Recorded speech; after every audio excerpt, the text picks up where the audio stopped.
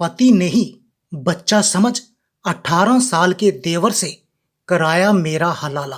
फिर देवर ने जो मेरे साथ किया वो जानकर आपके भी होश उड़ जाएंगे। दोस्तों, आज की कहानी मुस्लिम समाज से जुड़ी हुई है। ये कहानी आलिया नाम की एक खूबसूरत लड़की की है। आइए सुनते हैं आलिया की आप बीती। ये कोई कहानी नहीं है बल्कि एक सच्ची घटना है।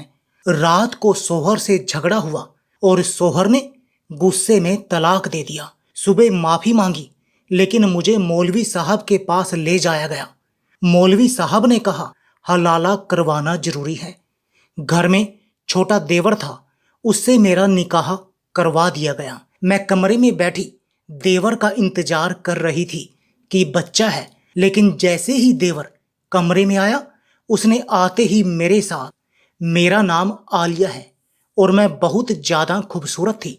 और जब मेरे माँ बाप ने मेरे लिए रिश्ता तलाश करना शुरू किया तो उन्होंने यह बिल्कुल नहीं देखा कि मेरे लिए कोई खूबसूरत लड़का तलाश करें, बल्कि उन्होंने यह देखा कि अमीर लोग हों और मेरे लिए एक सलीम नाम के लड़के को पसंद कर लिया। वैसे तो उसे लड़का कहना भी नहीं चाहिए क्योंकि उसकी उम्र 32 साल थी और मेरी उम्र 20 साल, पर उनका घर काफी बड़ा था और उनके घर में माँ और सिर्फ एक छोटा भाई था जिसकी उम्र मुझसे भी छोटी थी। ये लोग बहुत ही शरीफ और अच्छे थे।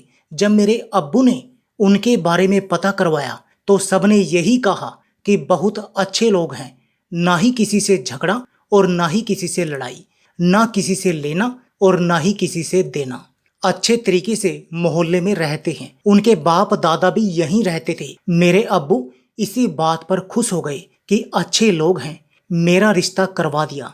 मुझसे एक दफा पूछा लेकिन मैं क्या कर सकती थी क्योंकि मैं तो किसी और को भी पसंद नहीं करती थी। शादी वाले दिन ही मेरे शौहर ने मुझे भला बुरा कहना शुरू कर दिया कि मेरे घर वालों का ख्याल रखना और मेरा छोटा भाई मेरे लिए औलाद जैसा है।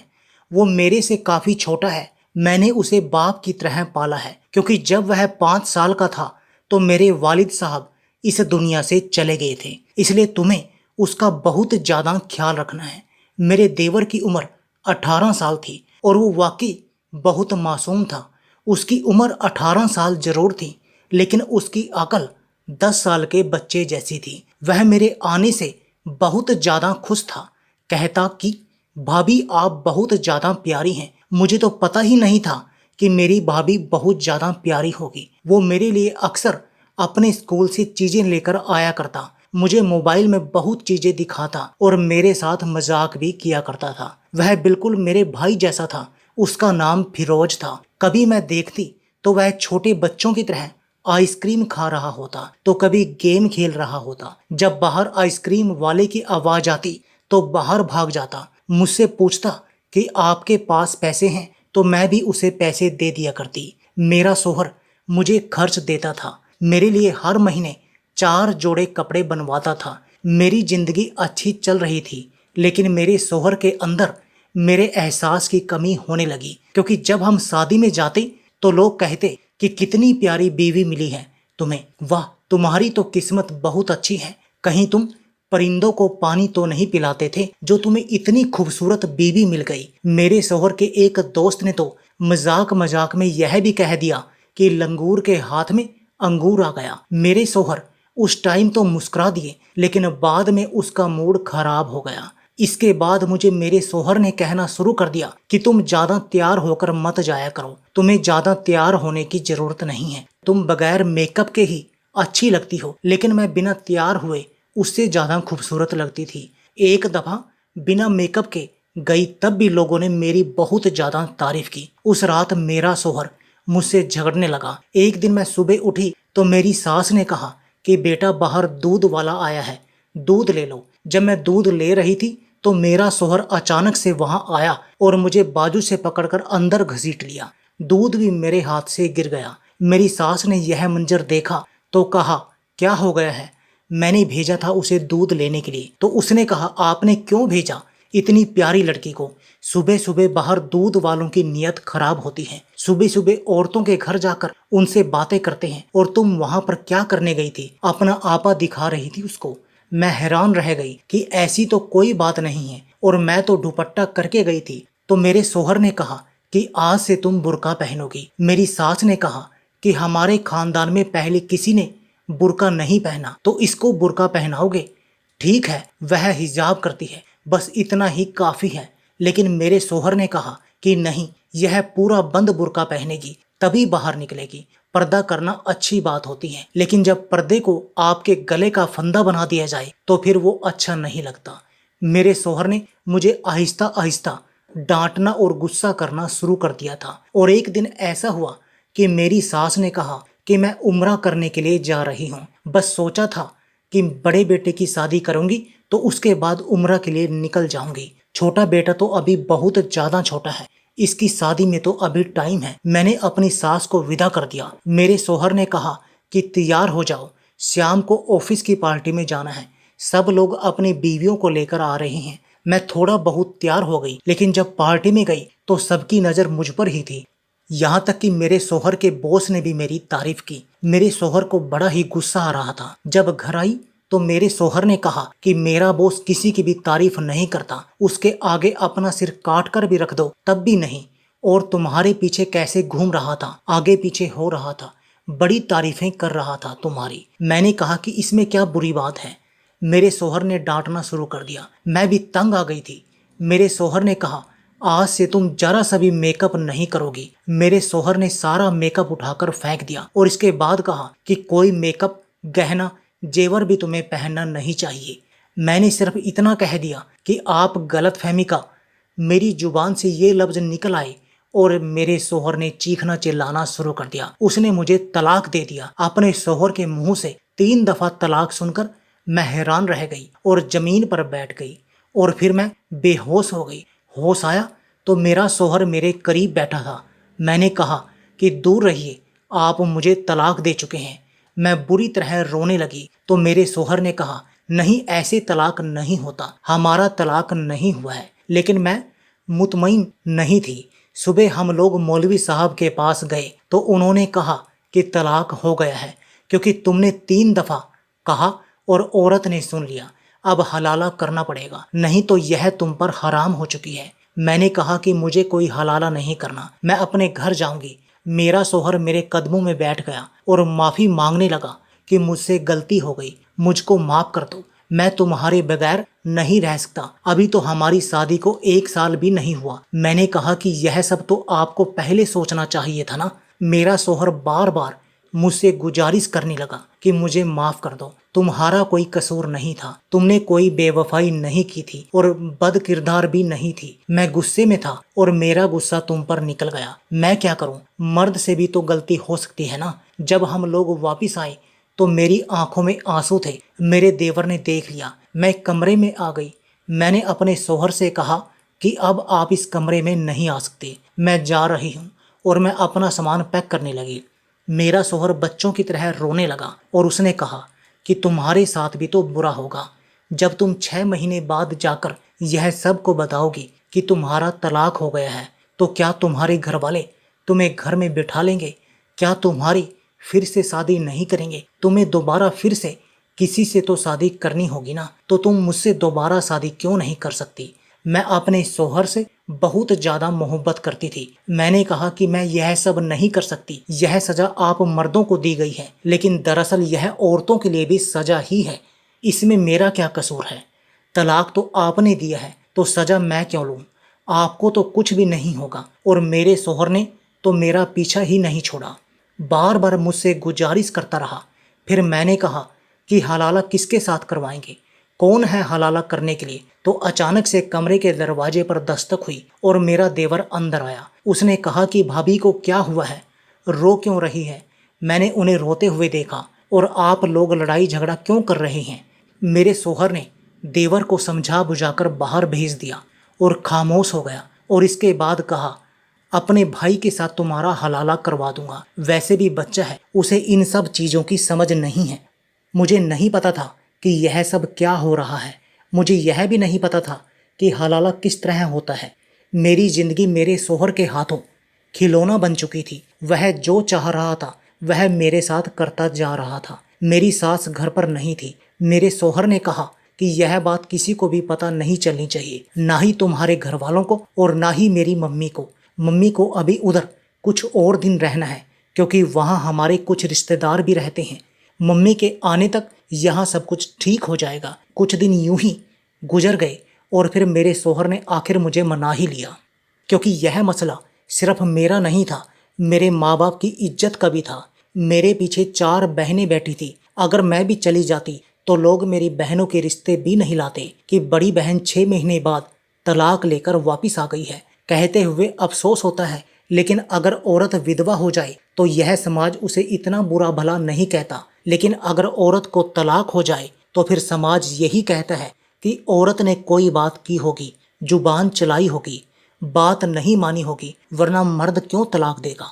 जबकि मेरे सोहर ने मुझे जो तलाक दिया था सिर्फ अपने एहसास कमतरी के लिए दिया था। मैंने अपने सोहर को सुबह कह दिया कि मैं हलाला कराने के लिए तैयार हूँ। सारी रात मैं सोच रही थी कि घर की बात घर में रह जाएगी। वैसे भी कोई किसी को खुशी खुशी तलाक नहीं देता। गुस्सा या कोई परेशानी होती है तभी इस तरह का काम करता है। मेरा सोहर बहुत ज़्यादा शर्मिंदा था, मुझसे बार बार माफ़ी मांग रहा था। मेरे पैरों में भी बैठ गया कि मुझे माफ़ कर दो। उसने दोनों हाथों से मेरे पैर पकड़े हुए थे। मैंने उसे माफ़ कर दिया और कहा कि ठीक है, मैं तुम्हारी बात को मान लेती हूँ, सिर्फ इसलिए कि मेरे माँ बाप और मेरी बहनों की भी इज्जत का सवाल है। लेकिन इस बात की क्या गारंटी है कि तुम दोबारा ऐसा नहीं करोगे। मेरे सोहर ने कहा कि दोबारा ऐसा कभी नहीं करूँगा, खुदा की कसम खाकर कहता हूँ। इस टाइम मैं यह नहीं जान पाई कि उसने मुझसे निकाह भी तो खुदा की कसम खाकर ही किया था। मैंने सोहर को कहा कि आप देवर को किस तरह से समझाएंगे। उसका नाम फिरोज था, वह बच्चा था। मेरे सोहर ने कहा कि मैं उसको समझा दूंगा, और वैसे भी बच्चा है, तुम्हें डरने की कोई ज़रूरत नहीं है, कुछ भी नहीं होगा, बस हलाला पूरा हो जाएगा और इसके बाद तुम दोबारा से मेरे निकाह में आ जाओगी। मेरे सोहर ने मेरे देवर को समझाकर उसके साथ मेरा निकाह करवा दिया। मैं इस वक्त किस हालात से गुजर रही थी यह मैं ही जान सकती थी।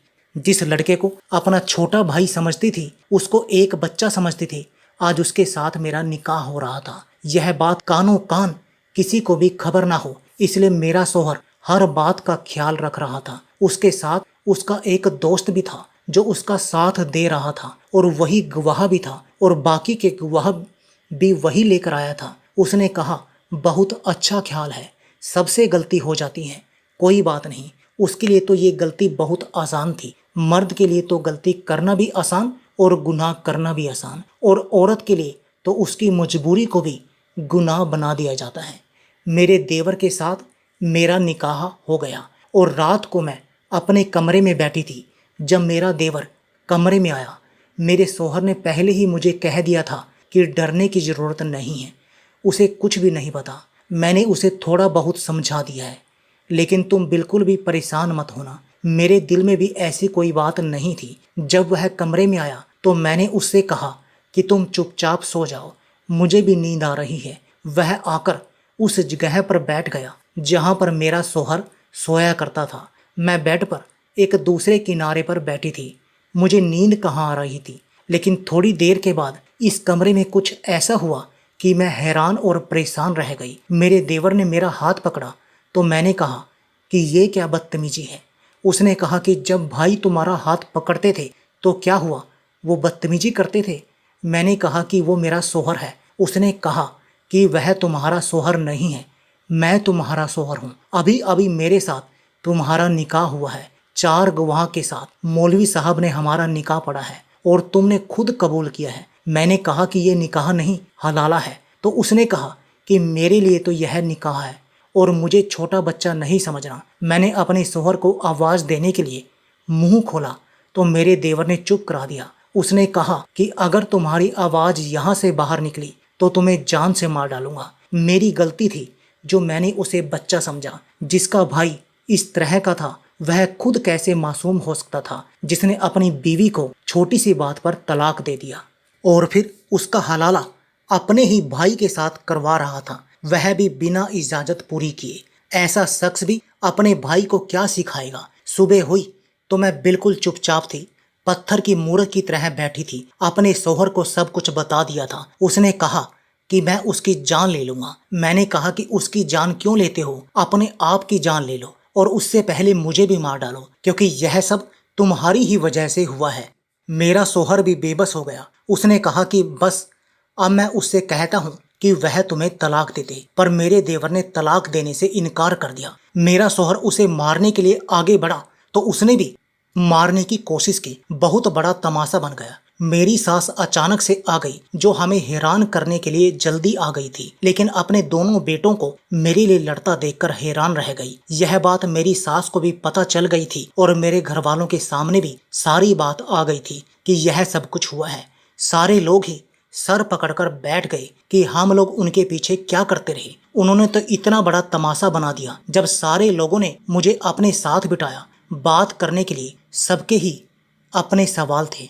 मेरे शोहर का कहना था कि मुझसे गलती हो गई। मैं तो अपनी गलती को सुधारने की कोशिश कर रहा था। इस्लाम में ये तरीका इसलिए बताया गया है, अगर किसी से गलती हो जाए तो अपनी गलती को ठीक करने की कोशिश करें। दूसरी तरफ मेरे देवर का यह बयान था कि मुझे पहले से ही भाभी पसंद थी और अगर मेरी शादी उनके साथ हो गई तो इसमें क्या बुरा हुआ। मैं तलाक देना नहीं चाहता, मुझे तलाक नहीं देना। सबने कहा कि तुम्हारी उम्र छोटी है, तुम्हारी भाभी तुमसे 2 से 3 साल बड़ी है। तो मेरे देवर ने कहा कि मेरे भाई भी तो भाभी से 12 से 13 साल बड़ा है। सब मेरी सास को कहने लगे कि आपने बेजोड़ शादी क्यों की, आपकी वजह से ये आज इस मुकाम पर पहुंच गए हैं। मेरे माँ बाप भी परेशान थे, वह क्या कर सकते थे।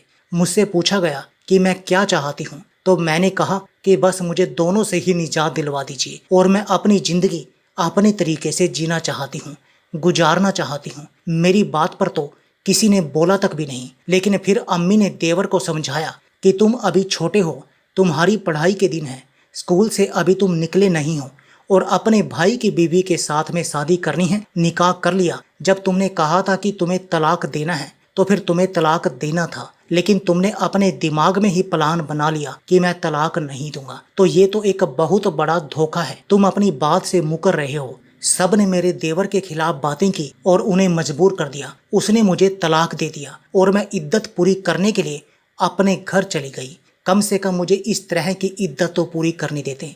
इस दौरान मैं यह फैसला कर चुकी थी कि मैं अपने शोहर के पास वापस नहीं जाऊंगी और अकेले ही रहूंगी। लेकिन यह तो सिर्फ फिल्म और सीरियल में ही होता है कि औरत अकेली रहती है और फिर कहती है कि मैं एक कामयाब औरत हूँ और मेरे पास सब कुछ है। मेरे घर वाले ही मेरे खिलाफ हो गए। उन्होंने कहा कि हम तुम्हें घर नहीं बिठा सकते, हमको फिर से तुम्हारी शादी किसी के साथ करनी है तो फिर तुम अपने पहले वाले शोहर के साथ चली जाओ, वह भी तुम्हें अपनाना चाहता है और तुम्हारे लिए मरा जा रहा है। मेरा शोहर मेरे लिए मरा जा रहा था। उसने कहा कि मैं बदल गया हूँ, मैं तुम्हारा बहुत ख्याल रखूंगा, लेकिन मैं फिर भी वापस नहीं जाना चाहती थी। लेकिन मेरे माँ बाप ने मुझे जबरदस्ती घर से बाहर निकाला। उन्होंने कहा कि हम तुम्हें घर में नहीं रख सकते, तुम हमें अपना ऑप्शन ना समझो, तुम्हारा शोहर ही तुम्हारा ऑप्शन है। बड़ा अफसोस हुआ मुझे और इस बात पर भी यकीन हो गया कि औरत को तो कोई घर ही नहीं होता और मर्द के बिना औरत की कोई इज्जत नहीं होती, चाहे वह बाप हो, बेटा हो, भाई हो या फिर शोहर हो। अगर उसके साथ कोई मर्द नहीं है तो उसकी कोई इज्जत नहीं। मैंने अपने घर वालों को कुछ नहीं कहा, मैंने अपनी जुबान पर ताला लगा लिया और फिर से मेरे शोहर के साथ ही मेरी शादी कर दी गई। अब हम दोनों फिर से एक मियाँ बीवी हो गए थे। लेकिन मेरे शोहर ने कहा कि मैं इस घर में नहीं रहूंगा, अपनी बीबी को लेकर अलग हो जाऊंगा। इस बात पर मेरी सास ने शोर मचाया, लेकिन मेरे शोहर ने किसी की भी बात नहीं सुनी। उसने एक किराए पर घर ले लिया और मुझे वहां पर शिफ्ट करवा दिया। हम घर वालों से काफी दूर हो गए थे, मुलाकात भी बहुत कम होती थी। अब मैं पहले जैसी नहीं रही थी, बात बात पर रो रही थी। रात को मुझे बुरे बुरे ख्वाब आते थे। मेरा शोहर भी मुझको लेकर बहुत परेशान रहता। लेकिन एक अजीब बात थी कि मेरा शोहर बदल गया था और मेरा बहुत ज्यादा ख्याल रखता था। मुझे किसी भी बात से मना नहीं करता था। मुझे कहता है कि बस तुम खुश रहो, मुझे और कुछ भी नहीं चाहिए। मुझे बहुत बड़ा सदमा लगा था। मेरे शोहर ने मुझे डॉक्टर को दिखाया और मुझे ठीक होने में 3 साल लग गए थे। डॉक्टर ने कहा था कि इन्हें बहुत बड़ा सदमा लगा है, इनको खुश रखने की कोशिश किया करें। और अब मैं 3 साल के बाद ठीक हो गई थी। दोस्तों ये थी आलिया की आप बीती। आप इस कहानी के बारे में क्या कहना चाहेंगे? क्या इस्लाम धर्म में सब बातें सही होती हैं या इन रस्मों का विरोध करना चाहिए? अपने उत्तर कमेंट बॉक्स में जरूर बताएं, हमें इंतजार रहेगा। तो इस कहानी के बारे में आपकी क्या राय है, कमेंट करके जरूर बताइएगा। दोस्तों आपको हमारी ये मज़ेदार कहानी कैसी लगी, आप हमें कमेंट बॉक्स में जरूर बताएं। यदि आपके पास भी ऐसी कोई प्यारी सी कहानी है या फिर ऐसी कोई कहानी जिससे कुछ शिक्षा मिले, तो आप हमारे साथ उसको जरूर शेयर करें। दोस्तों यदि आपको हमारी ये वीडियो अच्छी लगे तो आप हमारी इस वीडियो को लाइक और शेयर जरूर करें। और ऐसे ही दिल को छू लेने वाली प्रेरणादायक कहानियां सुनने के लिए हमारे चैनल को भी सब्सक्राइब करें। यदि आप हमें फेसबुक पर देख रहे हैं तो आप हमारे फेसबुक पेज को भी लाइक और फॉलो जरूर करें। तो दोस्तों फिर मिलते हैं ऐसी ही ज़बरदस्त कहानी या टिप्स के साथ नई वीडियो में। तब तक के लिए आप सभी का धन्यवाद। आप सभी अपना ख्याल रखना।